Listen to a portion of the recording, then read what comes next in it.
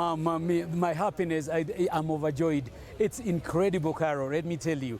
This is incredible. One of the biggest feelings that we used to feel like the start. I feel like I'm inside starting the event itself. And this is really, really an amazing thing because all of us, the media, the Kenyan fraternity, the whole world is going to be hooked up here. I remember just 2 days ago, Mark Wallen called me from Finland and he's saying, Patrick, moi moi. I said, moi moi, hello, hello in Finnish. And then he was asking me, what's happening to the Safari Rally? I said, it's going on, you know, and you feel it so good because it's really such an incredible car that you putting like, when I talk to you, I just feel the days when we were doing it again. Easter weekend. Easter ile yetu.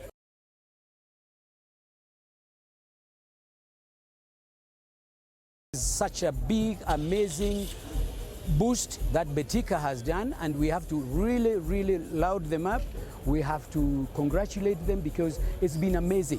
What Betika has really done is amazing because now it boosts them up and it's given them the extra turbo boost that they really need for the speed because Betika has really, really, really worked very well.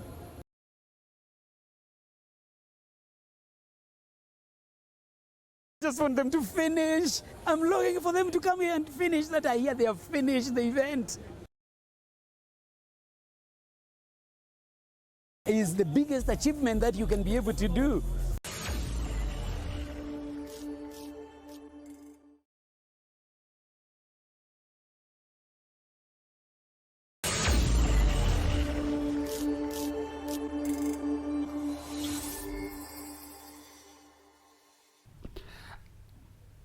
Hi everyone, this is Radull Live. Karibuni. I know you're watching Patrick Njiru there. By the way, I had a fantastic time yesterday at the Nyayo National Stadium, the launch of Team Betika for the World Rally Championship, and seeing Patrick Njiru bonding with him again, that was just fantastic. Let me send some shout outs before I introduce my guest today. Thomas Alwala tuned in. Ochiweda landed from Mesopotamia.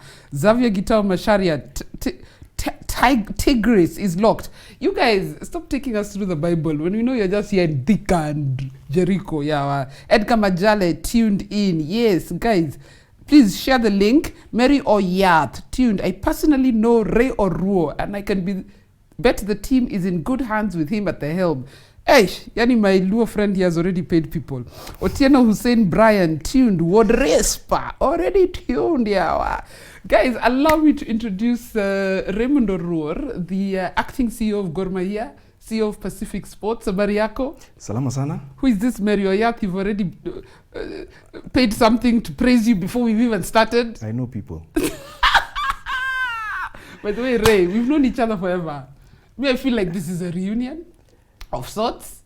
I've known you forever and a day, from rugby through football, and now you're telling me at hockey. Before we get there though, Jana, we launched Team Betika World Rally Championship. They're sponsoring 4 teams. One is an all-women's team with Maxine Wahome and what's her name? Chantal, yes. Chantal Young. And yesterday Patrick Njiru was there, and it was just a fantastic to link up with him again. The rally brings back good memories of when we were young. When we were young. April, mud, rain. By the way, Easter weekend. But what really still I still treasure are the Vim tins we cut making safari cars when you're growing up. Fantastic memories. Yeah. Makeshift slippers disappearing from the house. So that you could make those cars. Those cars. Fantastic. And then you worked with those same slippers. No, I'm sure. That's why they disappeared. And then, of course, I'm sure you made those Juala footballs, Juala rugby balls. And as we get into your story, Ray, because we'll get into Gor Mahia matters a bit later on, Ray you started in hockey. Actually, I've always told you, I was exposed to brilliant schooling, where sports... Guys, are you ready for Luoness? Where sports, we played all sorts of sports. I was in Hill School in Eldred, so hockey, basketball, rugby, football, swimming. We did it all. Then went to Nairobi School. But I really played a lot of hockey. Also, that I come from the great city of Kisumu. Hey. And Kisumu by the way, at this point, I think we need to pay tribute to the late Parminda Saini Kake, brilliant fellow. Taught us a lot of. We owe a lot. Those of us who played hockey with him, brilliant fellow, double Olympian. I think they don't come easy like that. Fantastic guy. So yeah, played hockey, umpired hockey, taught hockey in high school. I don't know, somewhere I just decided that had it. You left hockey and you went to rugby? Straight, just like that. That's like sorry, I'm not going to go there. I was going to say it's like a relationship, moving from one to the other. But I still watch a lot of hockey to date. I still go. I find time to watch Butali. Take us from hockey to rugby, and then eventually to football, because that's where we are. Sports is sports. Yeah. The discipline is the same. It's team sport. Hands, eyes, running, catching. Oh, there's a stick, there's a ball, but yeah, it's all sport. And rugby, you were involved in rugby in what capacity? You played and you? I played when I was in Moi, Moi University. Played for Kisumu Rugby. Then apparently I've got this thing about refereeing. I can referee. So your handle is actually top ref. When I met you, I knew you first as a referee. I knew you as a rugby referee. Do I need to tell you that I was a good ref? By the time a Jango gives himself the handle at top referee, there must be something to it. And top ref one. There are many top refs around. Godwin Karuga, Paul Weloba, Constant Cap, the young ones who are coming up. But this can only be top ref one. And you're top ref one? No, I think I did my shift. I think, yeah. So you refereed professional rugby? I refereed. We can have a chat about what ails us and how we've not been able to progress as referees, because we've got some brilliant referees, but I mean, like everything sport, there needs to be the political angle that needs to be pushed before you all. It really fascinates me that Kenya Sevens plays some brilliant ball, but we don't have referees refereeing at the World Seven Series. It's a bit disconnect, but yeah. Yet we have the quality. We've got it. And we've got young guys who are coming up. We've got old geezers like me who've now stopped refereeing. And yeah. But what is it? Because you've refereed rugby, I gather you've refereed hockey, and you've refereed football. No, I've not refereed football. You haven't refereed football? And I do not want to. Gor fans referee football, all of them. We are okay. I know so many incidences, and we'll get into Gor Mahia in details, where the fans have decided the referee has no clue what he's doing. Are we sometimes unfair on referees? Are we sometimes harsh? Or is the pressure of being a referee so high? I think the truth is, and the pressure on referees is high in any sport. The margin of error is none. No one gives you that margin. Yeah. The players make mistakes. The coaches get it wrong when they sub wrong subs and tactical, but they'll remember that one wrong call. Yeah, but it's a tricky situation, because that one wrong call can change the game and can change the result for a team, can change your position, can stop you from winning a league. So it is critical. It's critical, and I'm not trying to exonerate the referees from the error, but it's human. We need to learn to live with it and play. I keep telling the teams that I've managed that let's play beyond the referee and the referee's call. Yeah, it'll happen. A game will have 99% excellent calls, then that one wrong call, as you said. One error. We'll make headline news. Yeah. Let me send some salams and then we'll get back into the conversation. I want to talk about Pacific Sport as well. And then, guys, if you have questions for the acting CEO of Gor Mahia, put them in the comment section. We'll get to them in the second half of the show. But I want us to talk about his marketing experience and other matters. But let me... Hey, Dolphina! By the way, guys, I've given you Dolphina's number on all my social media. If you want to don this outfit, Dolphina says, Carol, you are rocking the tracksuit. I love it. I love it too. Yes. Wameo Ben Muga says he's tuned in from the UAE. Xavier Gitao Masharia. Eish! How much is face in Kisumu yawa? I saw some non-lures complaining that face at Dunga Beat is too expensive for ordinary wananchi. If they can't. And he was asked, have you seen ordinary wananchi since you arrived in Kisumu? Exactly. John Jones, as CEO, what does he have in store for the team? We will get to that question. Ochiweda, Carol Radull, your track, iko juu. Call Dolphina and get your track. James Mushai, bet safe, Kenya bet safe. Okay. Brian Opara tuned in from Tasia. I didn't know Mike Kogalo has an acting CEO. Yes, you do have an acting CEO. Newsflash. Guys, pay attention. B-Ball Kenya tuned and locked in Syokimau. John Yogurt, Jaber. Good show. Hey, my dollars have really come out today. John Jones, Kisumu Pacho. Chutsi, you support Koroma here. Chutsi, who do you support? You know Chutsi? Yeah. He's a sports lawyer plus other things. Raima Jaka, greetings from Kingston, Jamaica, otherwise known as down the road. Horace Olwal, tuned in from Diani, enjoying the show. Guys, we'll get into the Gor Mahia matters a bit later in the show, and I'm about to put, today I have 2,000 shillings worth of Safaricom airtime, so I'll put 1,000 in the first half of the show and 1,000 in the second half. Pacific Sport, when did you create Pacific Sport and what is its purpose? Pacific Sport is a sports marketing agency, created sometime in 2002. I think that's when it was incorporated.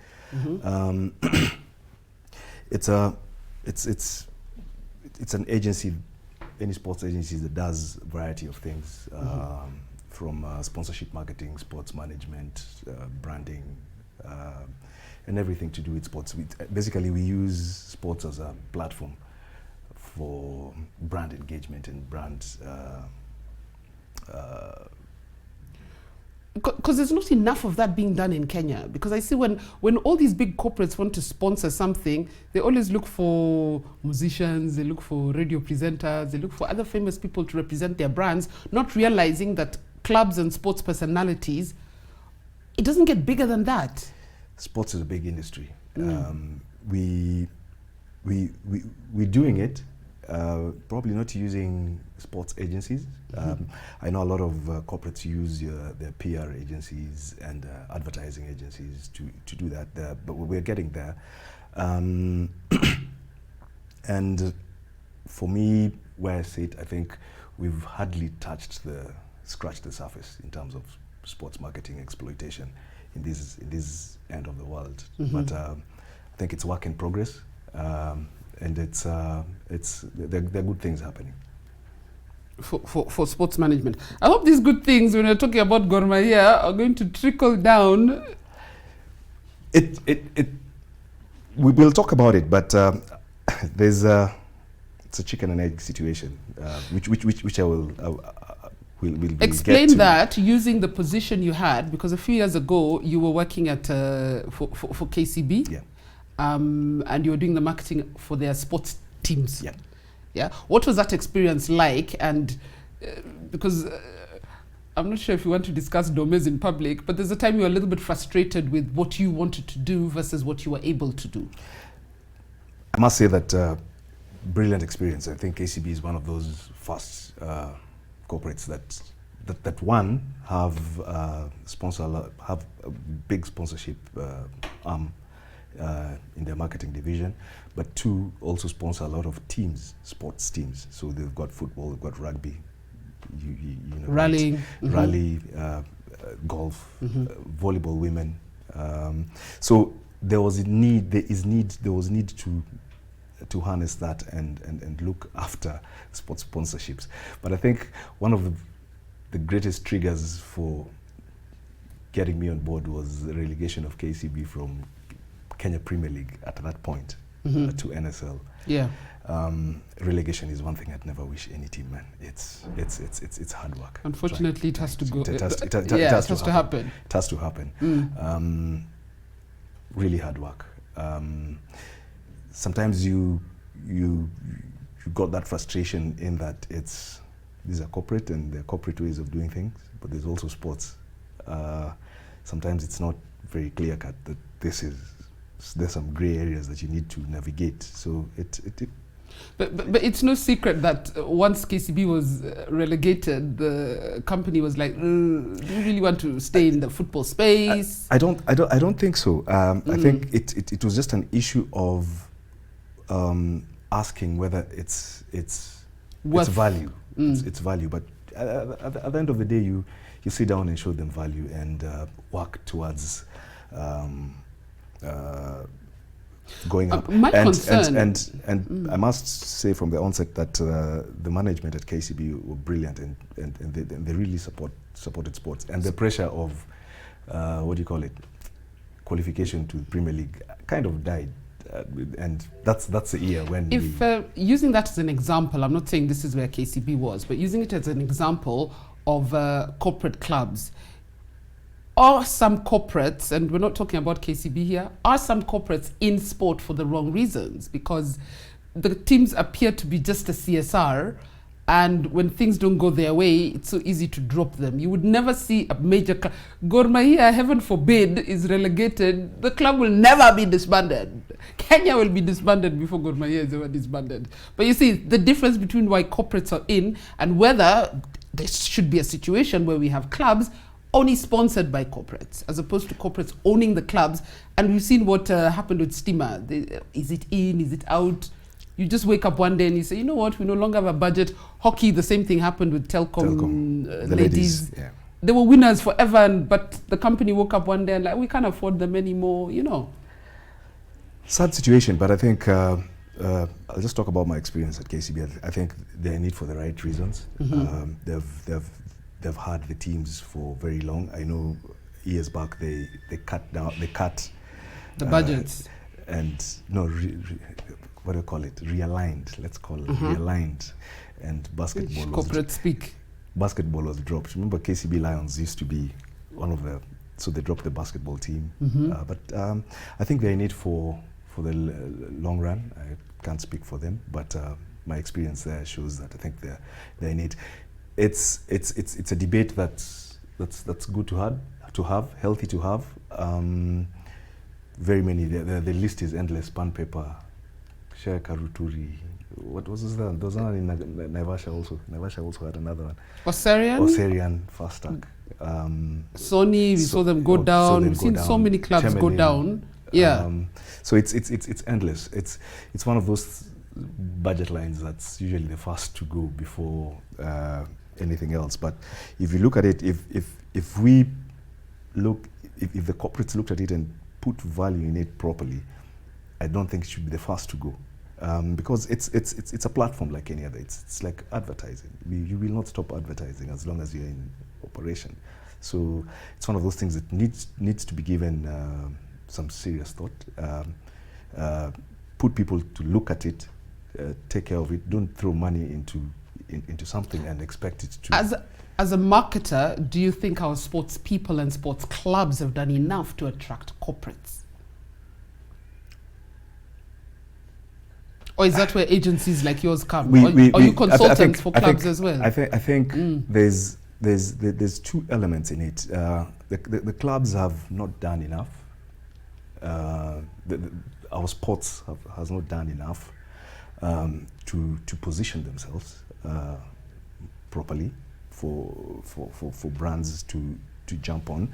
But on the same note, our brands also are a bit slow in jumping onto the bandwagon. But so that's why our brands want easy, accessible things. And so you need to be in their face. There's nothing easy. There's nothing easy. Even the but you need to be in their faces. I'm in people's face. Important. I'm in people's faces. Important. I'm sick of my calls. you've got to do, but at one point they've also got to realize that, does she have to be on her face? There's value in it. No, but that's a problem. They don't. We in the sport industry know the value of sport.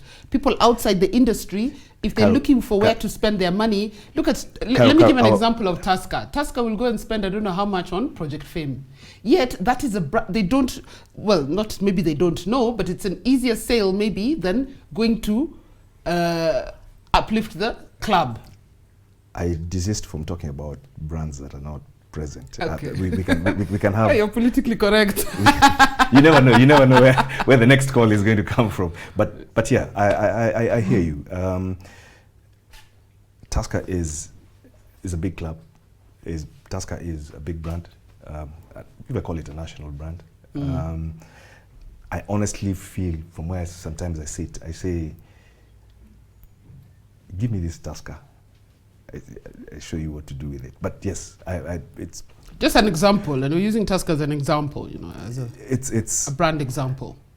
The biggest issue with Tusker is that from where I sit, I've got people who support the club. The Tusker, the fan base is really something that someone needs to work on. Which is why I earlier asked whether we should just have community clubs sponsored by corporates, because it's so hard to say I support a bank, I support a... I'd tell you what I'd... For football. For free. Today I'll tell you what I'd do with Tusker. Not solicited. Very nice environment they're in. They've got a ground. Why not change it to Ruaraka Football Club? It's still sponsored by Tusker. Think about it. Even if we wanted to do youth football, kiddie football, would you take your kid to Tusker? You can't. There you go. So why not? And it's many. I mean, the same suggestion was made for Bandari. My friends there, I told them, why don't you call yourself Coast something or Mombasa United, whatever it is, sponsored by KPA? I think it's easier for fans to align with the club. That for sure. But sometimes it's control, not wanting to lose out on X. But so somebody's misadvising these corporates that unless your name is in the title, you're not getting value, which is tricky. It's tricky. It's but tricky. At the end of the day, you need support. You need fan base. We're going to get to Kogalo. Let me tell you what I like about Gor fans. You're called Gor. You're sponsored by Tuzo. There's a time I was in the supermarket doing an Insta story of buying milk, and I chose a brand, oblivious. I was not conscious. That was not Tuzo. Where? My inbox. Radull! We only drink Tuzo! I think that Tuzo story is actually very, I think it's documented, and then Brookside would know this. It was a dying brand when before they sponsored Gor Mahia. It was a dying brand. That's known. I think their sales were surpassing their mother brand. Which is that? The milk, yeah, whatever it is. The blue one. That one. But yeah, I know my mother would still bought Tuzo when she was alive shopping, because it's a God thing. It's our thing. And what we do is that I think we've got at Gor Mahia, our fans are very loyal. Very loyal. The brands can actually really benefit off that. I think Tuzo was an excellent example. If there was a game in a city or a town, that's the first thing that fans got in and bought, and there was... I was attacked on social media. I was told, we only drink Tuzo. Let me get to some comments here, and then I'll see if you can answer one or two. Then we take a short break. Then we come back and we dig into Kogalo, because we want to know where the club is going. Winnie Richards Madikizela. Sasa Winnie. Hi, Carol. She was in Bondo last week. I hope you salimiad watus. Deco Kazola. Kesho Nyeri tutawaka moto Radull live. Ukose uchekwe. Tomorrow, by the way, there's the Nyeri derby between Ruare United and Marafiki FC. By the way, I hosted their owners here. They're in Div 1 and Div 2, I think. And very organized young guys. You watch Nyeri football, I was going to say, you arrogant people arrogant relatives of mine. Morizon Martins, greetings Radull, I'm live from Munich, Germany. Hey, guten Tag. Don Rose, tuned in from Nairobi. Abbas DJ, by the way, Abbas is from Ruare United, one of those Nyeri teams. Carol, kindly ask CEO during the off-season if we can organize for a friendly with both Ruare United FC and Marafiki FC in Nyeri. We're in. We're in. You're in? I think I like that. Abbas, Gor Mahia is coming to Nyeri during the off-season. It's a done deal. And that one I can't miss. Tomorrow I might miss the derby. I don't know, but that's a done deal. Let me see. Okay, this is a long one. This one during the break, I need to translate it into English.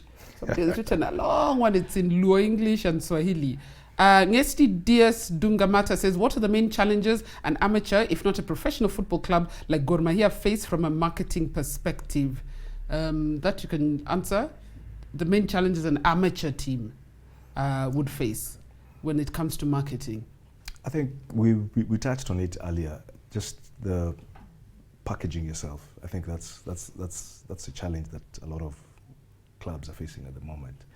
How do we package yourself to present yourself to, it's coming to Carol, to a corporate? How, this is who I am, this is... What I find with a lot of amateur teams is they actually have, a lot of them have bigger fan bases than even some of the clubs in the Premier League, because they're from a certain neighborhood. You can relate with that club. Black Stars Kibera? Kibera Black Stars.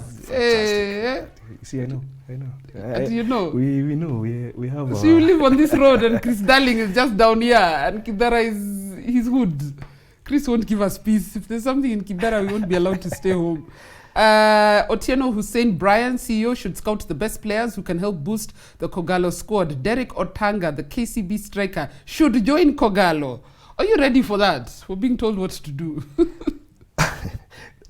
It's like this. Everyone has an Everyone's opinion. a coach and an opinion. And sometimes you listen and you listen. Yeah, sometimes you listen and decide. And listen again. Yeah.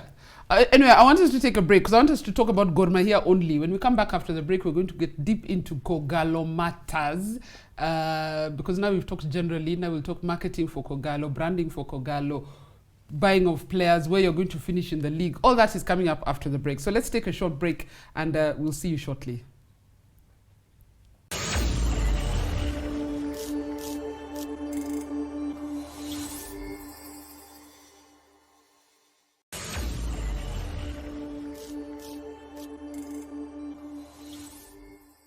I wouldn't say it was so difficult because I've been driving for a while. I started with autocross, and doing autocross has taught me a lot, so I'm looking forward to the rally. I was very excited actually. I didn't have hope that I would rally this 2021. Since it's come, I've worked hard working on the car because it was completely not ready. So I'm looking forward to it, and with preparations, we're almost there. I'm hoping for a finish, the best I can. Yeah. It's exciting, even with motocross being the only lady for almost 6 years, half of the time I was there. It gives you more motivation to keep doing it and motivate others as well. I am continuing their legacy. Yes, that's the best I can say. And for the rest, looking forward, I lead them and they can continue with me as well. Just getting started. This is just the beginning. She's just getting started. Have you heard? She's just getting started. Well, Maxine, I wish you all the best during the rally. Thank you.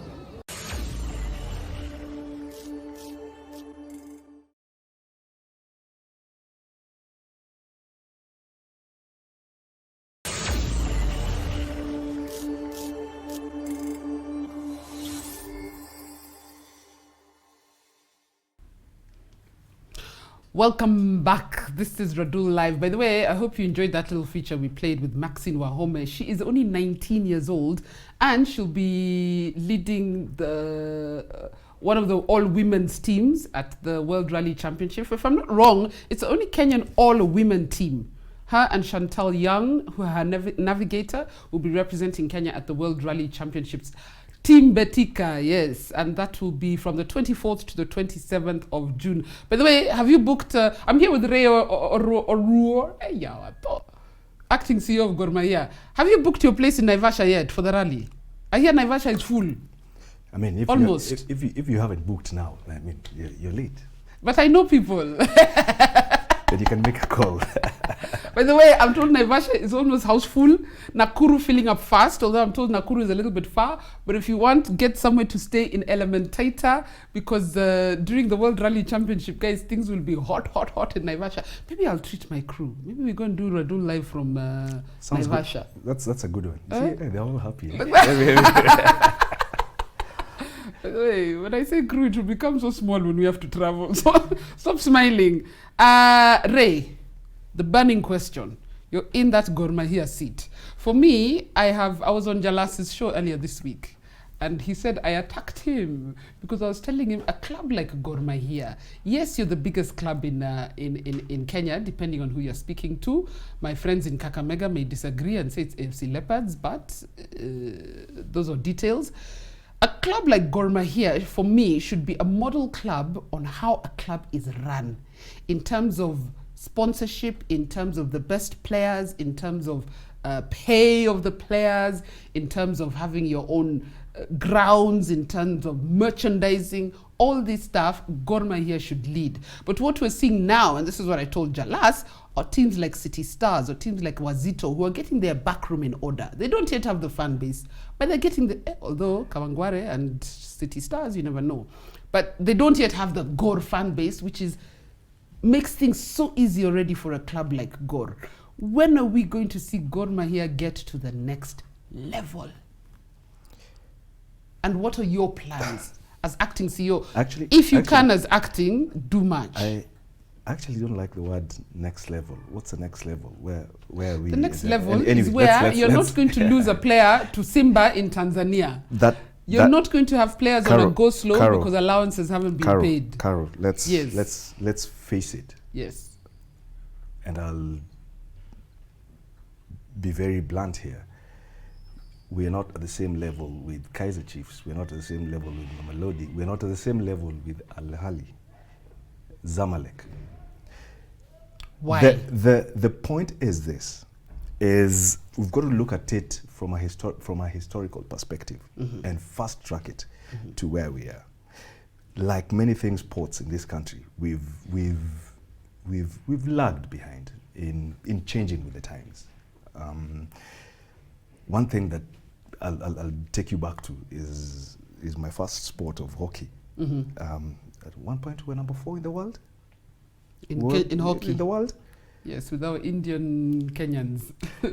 and lots of my relatives down in the lakeside. They were recruited, we played brilliant hockey. Yes. The point is, we didn't change with the times. When hockey changed, we didn't change. Same with cricket. There you go. That's another one. Yes. Global. We didn't change with the times. We didn't change in terms of technique. We didn't change in terms of restructuring ourselves. We did not make ourselves ready for the times. We didn't grow. Unfortunately, we are transitioning very slowly, even as Kogalo, to make ourselves ready for the market and the time. One thing that the club has, and whether we are the biggest club, not the biggest club, the one thing that the records are the street. FC Leopards know it. We've won more trophies than they have, so that's done. So let's leave it. Their fan base is bigger. That's fine. What FC and Gor claim are perception. I'll tell you why. Every Luo or Luya born, it's assumed support FC or Gor. True and not true. In the village, my Fred Arocho supports Sofapaka. That's one of the Arocho is a KCB guy. There are two of them. Yeah. So the point is, how do we, when Gor loses, I get calls from my relatives in the village asking me, what are we doing? How? So there's that support that you have. As you said, you are born a club by birth. But the Australia, I'm good by birth, whether I like it or not. So now by the fans. The point is, how do we move and monetize that? Because that's really where the struggle is at the moment. We've not changed quick enough to adapt to the market demands. One of the biggest things that corporates, even as they come in to support you, one of the things they want to strive at asking and pushing is governance. Our structure does not, I won't say does not allow, but hasn't adapted to the current global trends. But why not? It's happening, but not happening and quickly. And that's the next level. When I say next level, yes. that for me it's in governance. Because you're right, corporates won't come if your governance has an issue. Well, they will, they still do, but you will not. You won't attract as quick. You will, but you will not attract as quick. These days, there's the current model, and I'll just give. And I wrote an article the other day. Just need to look next door at those guys. Tanzanians who are getting it right, who are taking your players. Who are taking our players, who are getting it right. They've moved from sponsorship to investment. Yes. Are we good enough? Are we set up nicely for an investor, for Carol to put in her 2 shillings in it? And when she puts in her 2 shillings, is she able to see how it? Are you? Answer the question. my point is, it's got to transition. The current Gore constitution allows that. But the truth is, as we are structured, we've come from a point where we are a community society, registered under the Societies Act and whatever. That's not good for investment. That's the truth. We've got to allow change and allow ownership and investment into this vehicle to allow it to be commercially viable. The current constitution, Gore Constitution, gives room for that. Now, how we are able to move, the speed with which we're able to move from where we are to where we want to be is a game changer. It's slow at the moment. Are people not willing? There's a lot of that also. We are still stuck on our old when I ways. look at Gor Mahia, and you will hear a lot of, this is our club. It will be taken away from us. But the question is, what are you doing with it? That's why we're stuck. We can talk about very many things, but that's why we're stuck. Practically, are there too many hands in Gor? I mean, that's what I'm seeing. There are too many hands. There are too many people leading Gor Mahia. There are too many voices. I do not think so. I think the executive committee is defined. But Carol, I keep saying this thing. You need to understand there's a Gor support base and understand its psyche and its thinking, and you understand where our problems lie. So you almost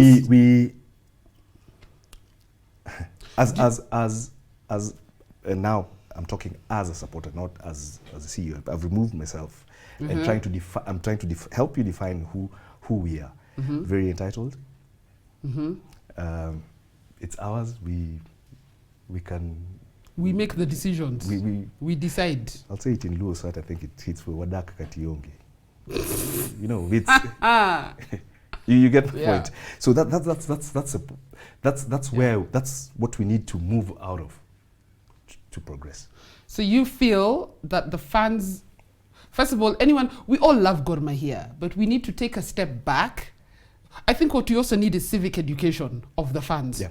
And tell the fans what is best for the club is for us to attract an investor or investors. What we need to do that is have a proper management structure at the top.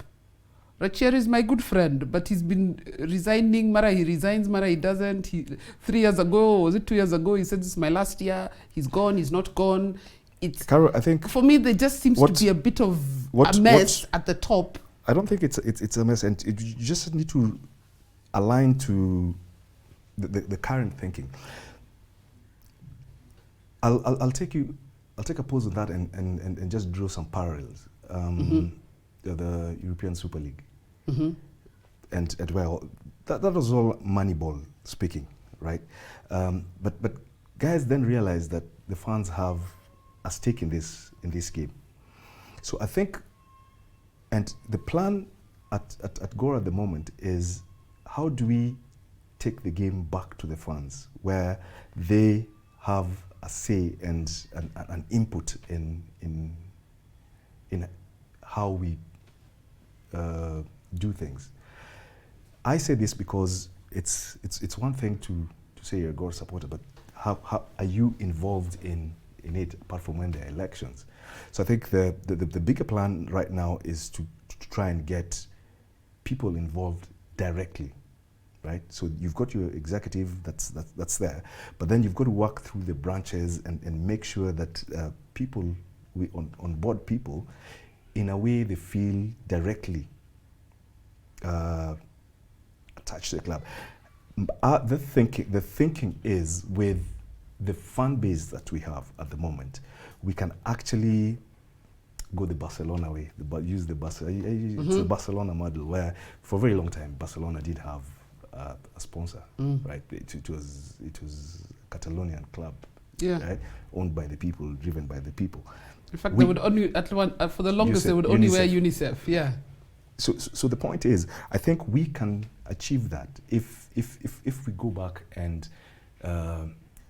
engage and bring the fans on board. Because I think in the early 80s, the branches were really very involved in managing the club. So we are in the process of re-engaging with the fan base and drawing them closer, so that they have a lot more input into the club. I had Rachier on this show about a year ago, and he told me Gor at the time had 500 registered fans, and I felt that was the most embarrassing thing ever. And when I asked the fans, they said, we will not pay, whether it's, I don't know if it's 200 a month or 100 a month.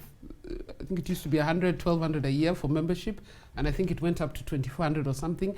And their issue was that we don't know where the money goes. So we will not physically register. We'll go and watch on Saturday, but we won't pay.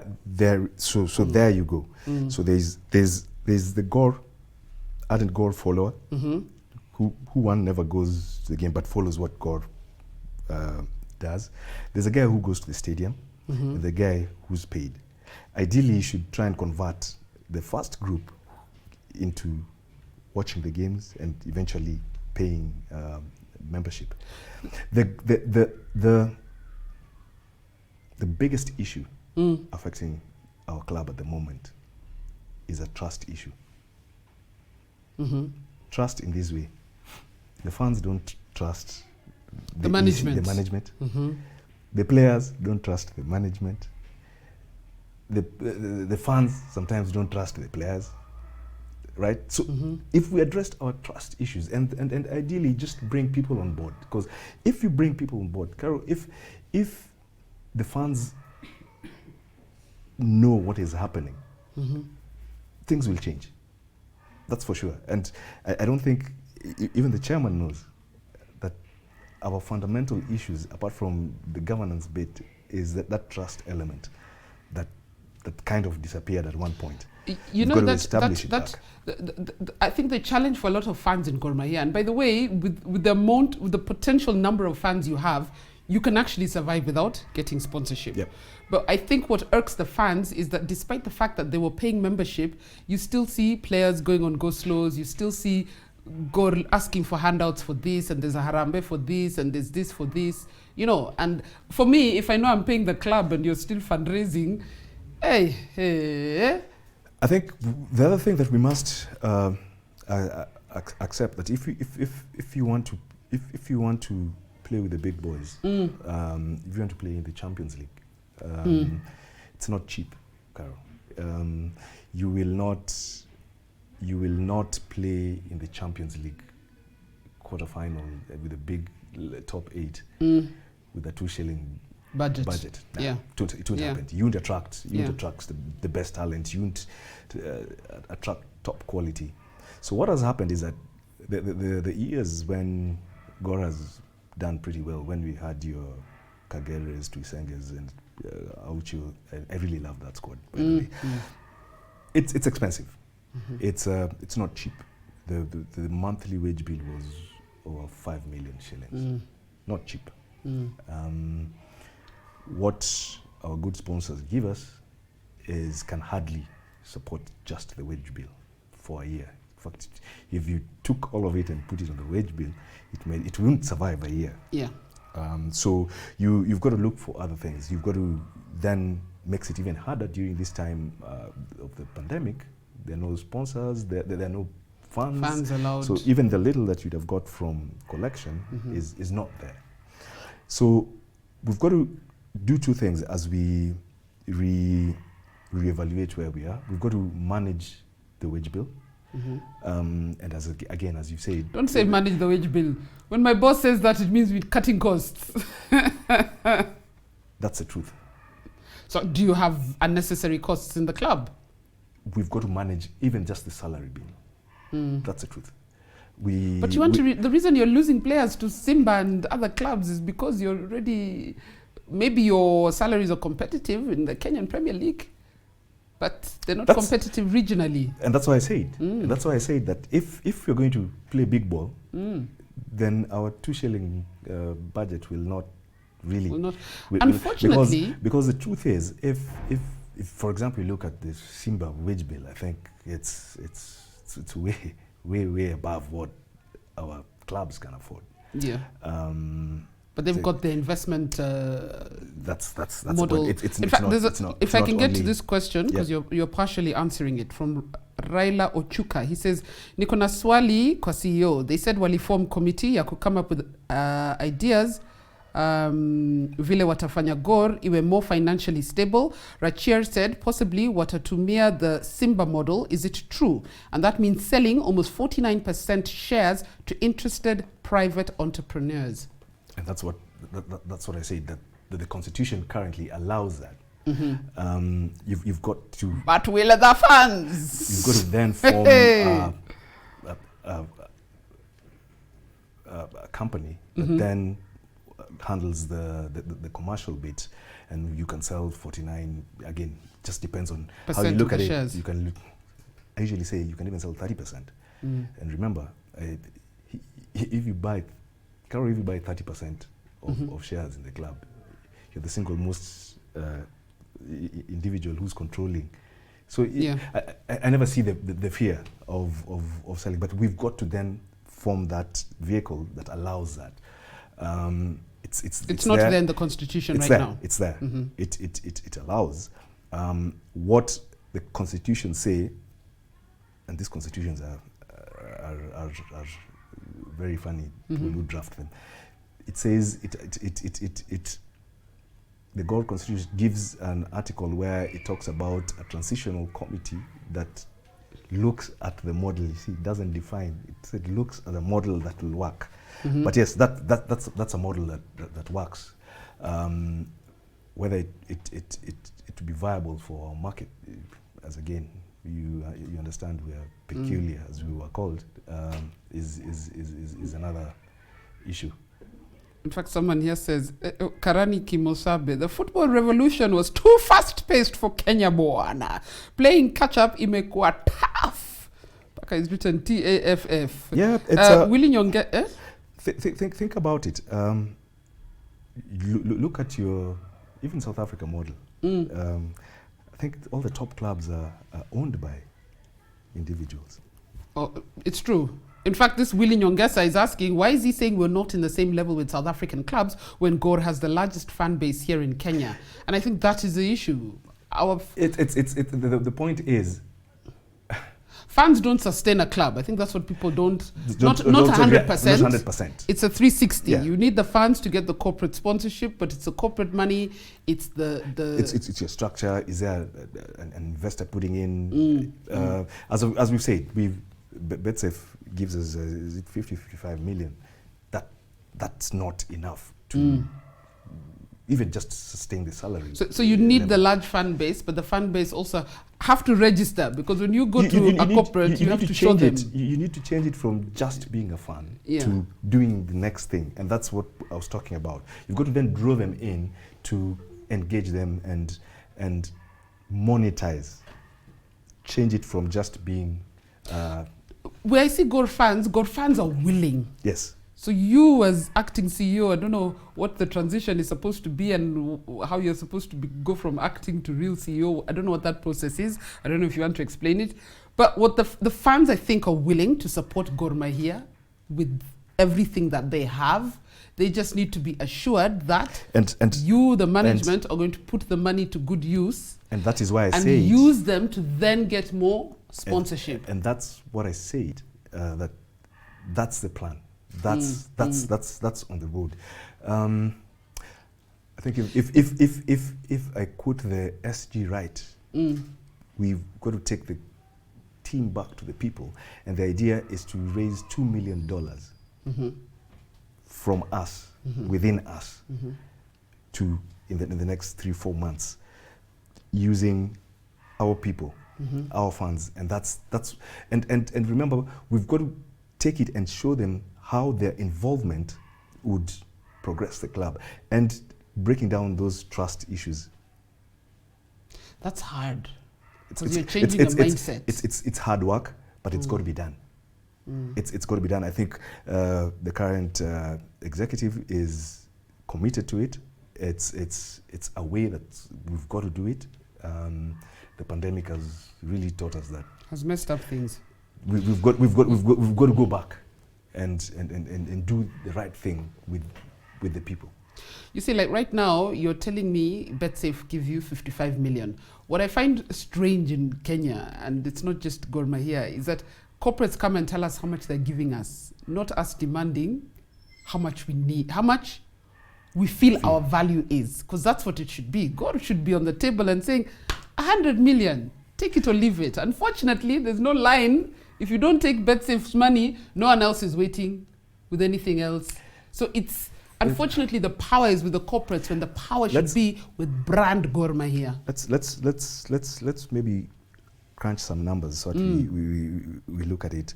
When you qualify to play in the Champions League, CAF Champions League,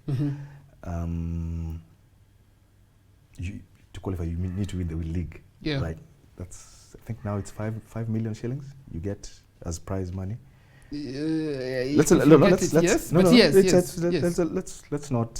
not even one trip. Let's not cast doubt. It's 5 million, right? Because BetKing sponsoring the league. That's 5 million shillings. That's not even our wage bill for 1 month, all right? Then you've got to play your qualifier, 2 preliminary rounds. You got to go home and away. Rwanda, Comoros, 6 million, Comoros. Then if you're unlucky, you're taken up north. Clean 30 million. The money is finished. 30 million plus goes. You've not even entered the prize bracket. Then you're relegated. Maybe you go to Confed Cup, play another qualifier before you get. So you're talking about a cool 40 million.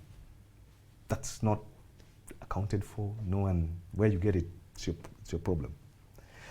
So it's if you look at the budget, if where I look at it, you're kind of right.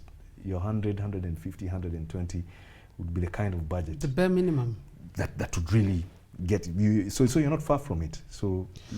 So does it mean that Gor Mahia or any club in the KPL should also not operate in isolation? Because for FKF, who now manage KPL, to raise that, because that prize money should also be like a soft landing for your continental assignments.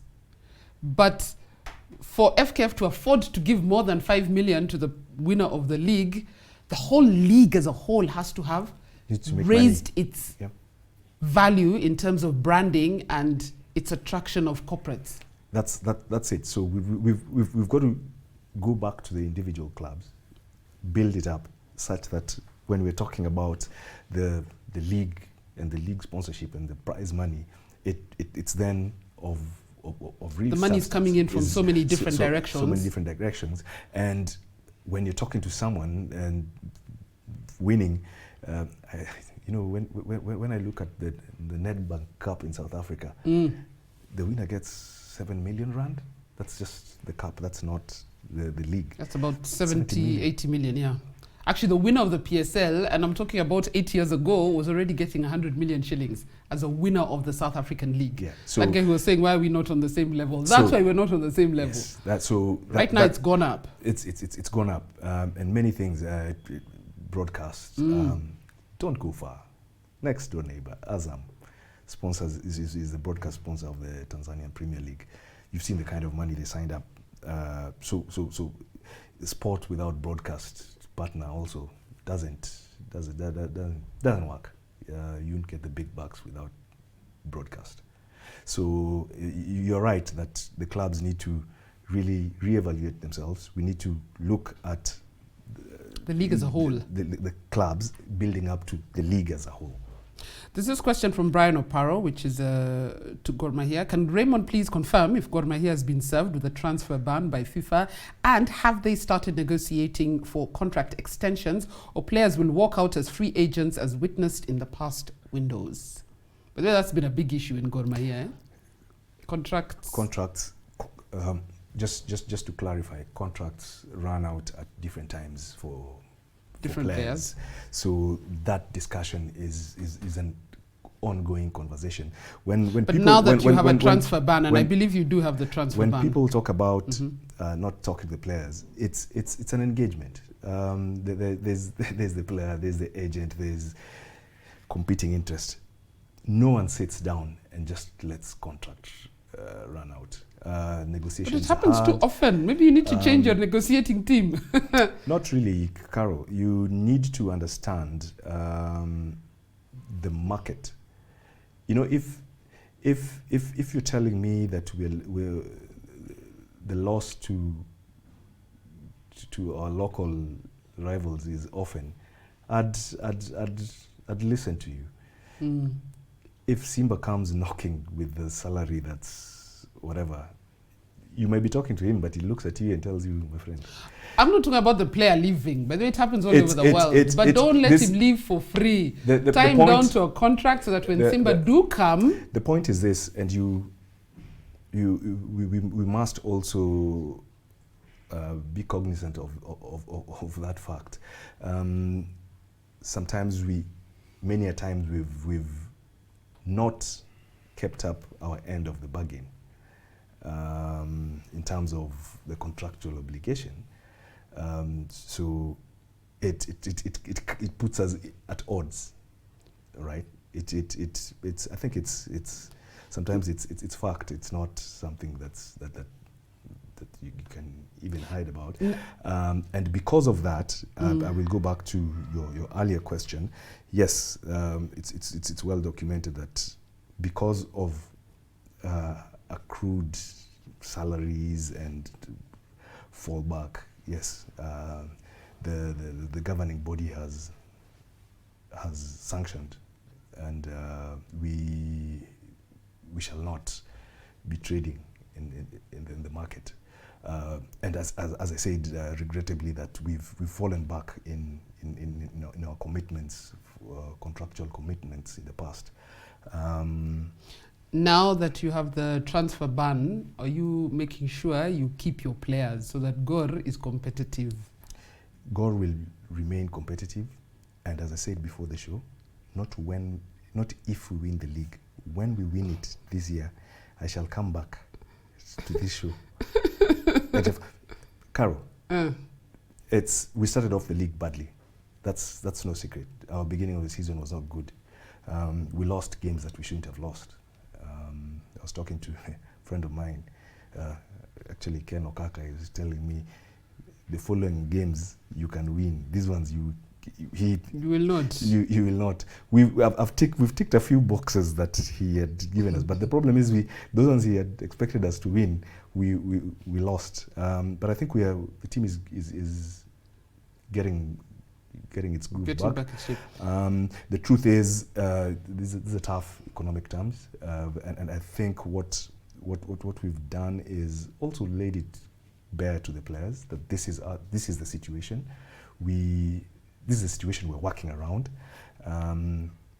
and there's some understanding. It's hard, but we're getting through it. And I think you tie your players down. You're not answering my question. There's no one is leaving. Because players, it's okay to sit down. I can sit down here with my crew and tell them, times are tough. Guys, just come to work for free. At the end of the day, they also have their costs and their bills.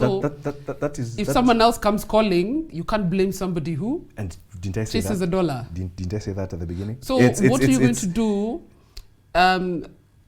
to ensure that as your transfer ban is in force, Gor remains competitive? And it can't be tutaongea na players. Carol, we shall remain competitive. I've told you. You need to find money. That's bottom line. We must find money to deal with our immediate issues and going forward. I think the truth is we've got to, if you look at it from that perspective, our youth team then becomes very key. I was going to get to the youth team because I have a few issues. I hosted them here, Kina Manasseh and the other guys of the youth team, and my understanding is that they're actually letting players leave even as we speak. Players that should be absorbed in the club, especially at a time when your transfer ban is in force. So how do you make sure, as the executive office of Gor Mahia, that the youth team is not operating independently and that those players are not leaving, especially now, at a time when a ban is in force? I'll say the current head coach is actually pretty brilliant. Vaz is actually very good with the youth guys. He goes and from time to time he picks those he feels can now train with the senior team and gives them opportunities. The case in point is just our goalkeeper Caleb. Came from the youth team. He's been brilliant in the cup games. I think the coach is giving him lots of opportunity. Alpha came from the youth team. So I think it's also when the technical bench believes in, the problem with a lot of this thing is it's also your philosophy as a coach and football being football, sport being sport, elite sport being that. Results are like yesterday. Caro, the fans will have. You can tell them all those nice things. 3 points on the log is not there. We have a problem. But yeah, it becomes critical that then your youth structure is then enhanced and keep them. There's a question here from Xavier Gitel Masharia. He says, I can't blame corporates for realignment in sports. The government needs to give tax breaks and relief to corporates that sponsor sports. The taxation regimes in this country means that as a businessman, you need to align. Basically, I know countries that give tax breaks to people who sponsor sports. Would that be something you feel that the national government should do? I think it's there. Whether it's been operationalized, I think it's there in law that if corporates get involved in sports sponsorship, there is Kenyan law. There is. It's there. Whether it's been operationalized by the taxman is the issue, but it's there. It's there. A comment here from Dunga Mata. Where do you see the football industry going over the next few years? What are some of the trends that you are seeing?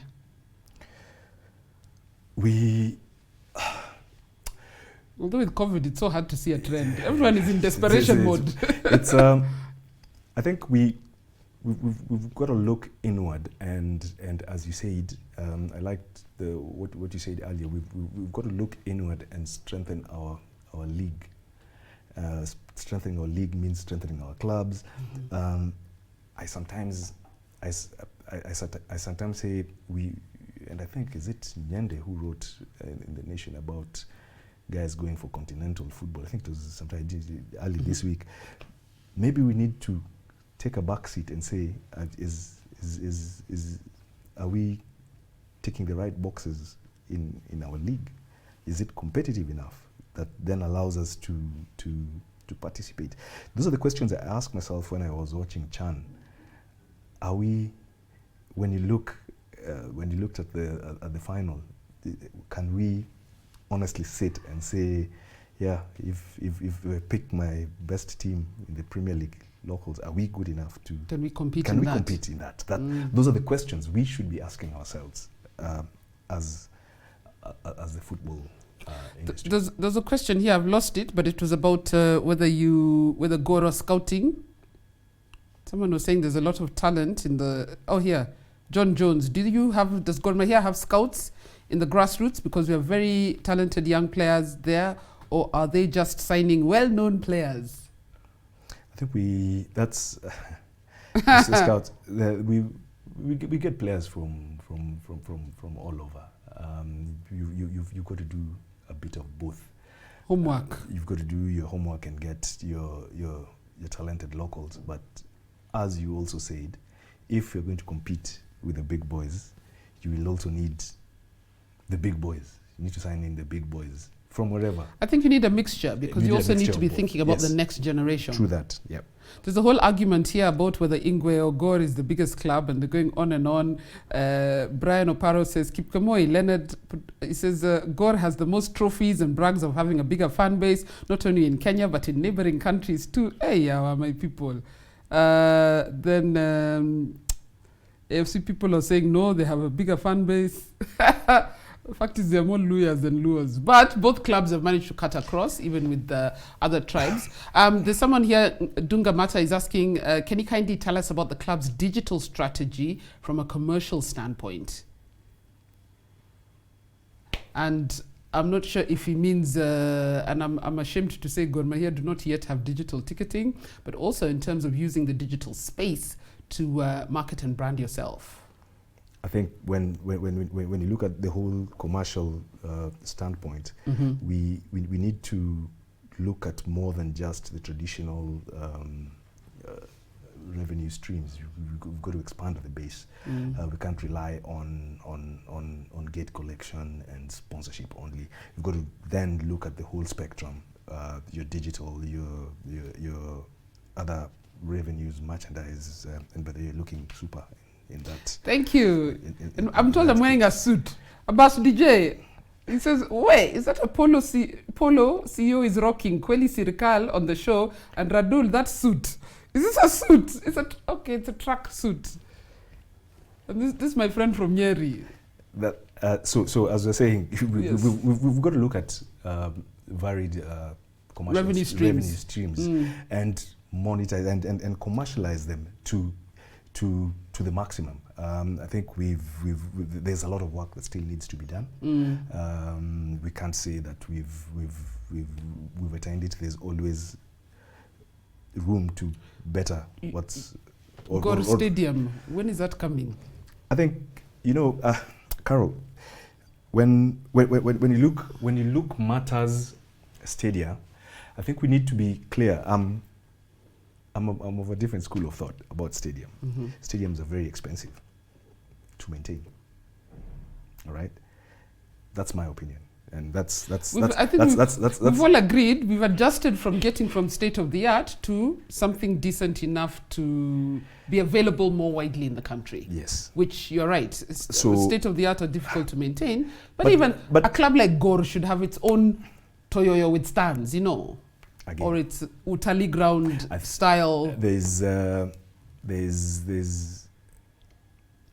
plans underway. The club has land that was identified. They just need to get the My lights are acting up. from the ministry, and plans are underfoot to get a home. So if we may call it, I think it's important. What we lack at the moment, going back to even to the league conversation, is that we don't even have facilities to play proper games. With Kasarani and Nyayo locked out, then we're struggling for venues to play. You see, that's where South Africa and even Tanzania beat us, and you don't necessarily have to have your own stadium.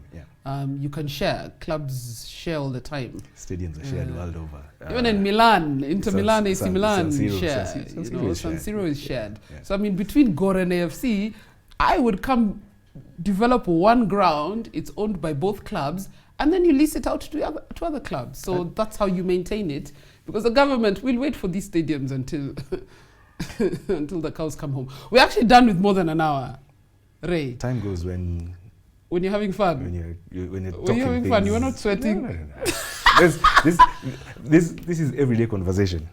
How long have you been? This is now housekeeping. How long have you been acting CEO, and what is the process to going from acting to appointment? Because my understanding is that Gor Mahia was supposed to call for interviews and appoint a CEO, but somebody went and appointed Ray as acting CEO. So what's going on there? Carol, depending on who you speak to, I can mention names, but I'll don't mention names because you don't know who I spoke to. I know. I know people. That conversation is tired, Carol. I think let's rightfully so. A club like Gor Mahia should advertise and have an interview process for a CEO. Carol, I'm not saying you're not the right man. I'm just saying the reason I am acting, and my contract says very clearly, I consult. It's a very simple thing. And you alluded to it earlier. No, don't allude, I say. What did you say? I can't remember. Paid money. So if I tell them, as Raymond Oruo, what my value is, you know me, I know my value, unlike people, we might not afford. We shall get into a situation where you're not paying me. So what are you saying? So what I'm saying is that until we are in a position, and whoever is telling you that can continue telling you that, but until we're in a position... Don't ignore the people. Until you're in a position to sort out the housekeeping bit and honor obligations, I think sometimes it's you walk before you run. But... okay, the issue of payment, you've basically said if you were to give Gor your value, they can't afford to pay you. At but part of your JD, I would assume, is to actually bring in help bring in the revenue so that everyone can get paid, not just the CEO. Everyone can get paid. But that doesn't stop the fact that the club has its rules and regulations in how certain appointments are made. I think that question, then you were directing to the wrong person. You may want to direct to the I call my executive chairman. and so those are I just need to get that out there because those are the questions people are asking me and I can't answer them. But Ray, I want to thank you for coming. You will be back. I told you when Gor wins the league. And we're winning the league. Sawa, we'll be back. You'll be back. But thanks, Ray. Guys, I know there was a lot of questions I didn't get to, but I had my own set of questions as well, which I feel Ray has tried as best as he can to answer them. Do you have a parting shot? Do you have any promises you want to make to the club? Do you have any appeal you want to make to the fans? I think we are at a point where we didn't start the season well, but I think everyone is getting their acts together. We are on an upward trajectory. I think we've seen the dark days, and the future is looking bright. Let's assess on 30th of June where we are, but I can tell you, by the end of the season, there can only be one champion. So you'll be champions, and then you'll take it to the next level. Ray Oruo, by the way, and after this you have to go and buy me something. We know what, and we're not sharing, no. But and we're done. We're twinning. Huh? We're going around to twin. But thank you guys so much for watching the show today. I hope you got some answers on where Gor Mahia is going as a club. It's continuously a work in progress. Yeah. It is continuously a work in progress. And I just hope that you guys can show the fans that you can be trusted, because I think that seems to be the biggest gap between where Gor Mahia can go next and where Gor Mahia is now. Oh, those are my jerseys being delivered.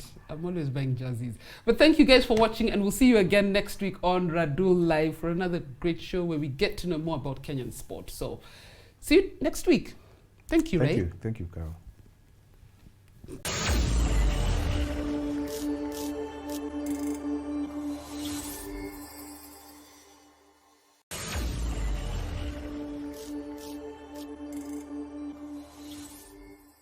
I wouldn't say it was so difficult because I've been driving for a while. I started with autocross, and doing autocross has taught me a lot, so I'm looking forward to the rally.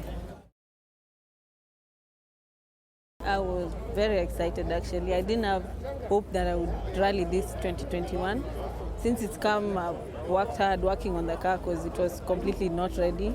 So I'm looking forward to it, and with preparations, we're almost there. I'm hoping for a finish, the best I can. Yeah. It's exciting, even with motocross being the only lady for almost 6 years, half of the time I was there. It gives you more motivation to keep doing it and motivate others as well. I am continuing their legacy. Yes, that's the best I can say. And for the rest, looking forward, I lead them and they can continue with me as well. Just getting started. This is just the beginning. She's just getting started. Have you heard? She's just getting started. Well, Maxine, I wish you all the best during the rally. Thank you.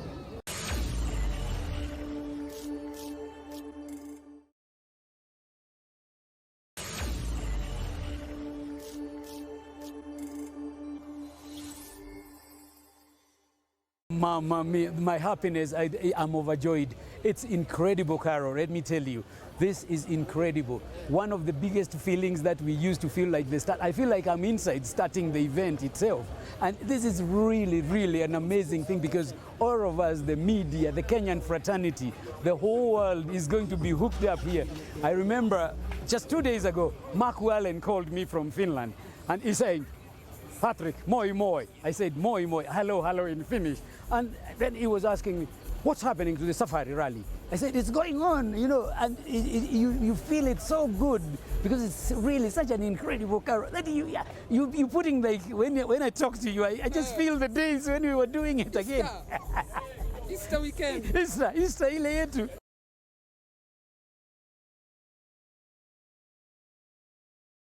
Such a big, amazing boost that Betika has done, and we have to really, really loud them up. We have to congratulate them because it's been amazing. What Betika has really done is amazing because now it boosts them up and it's given them the extra turbo boost that they really need for the speed because Betika has really, really, really worked very well.